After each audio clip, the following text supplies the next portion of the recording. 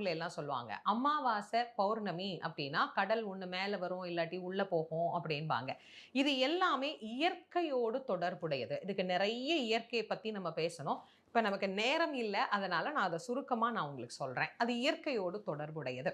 இயற்கை இந்த முழுமையான நாட்கள்ல தன்னை மிக பிரகாசப்படுத்தி கொண்டு இந்த பிரபஞ்சம் எப்படி இருக்கும்னா ரொம்ப ஆற்றல் நிறைந்ததாக இருக்கும். அதே மாதிரி தான் இந்த பிரபஞ்ச ஆற்றல் அதிகமாக இருக்கக்கூடிய நாள்ல நாம தெய்வத்தை வழிபாடு செய்கிற போது அந்த தெய்வீக ஆற்றலும் பிரபஞ்ச சக்தியோடு சேர்ந்து நமக்கு கிடைக்கிறது.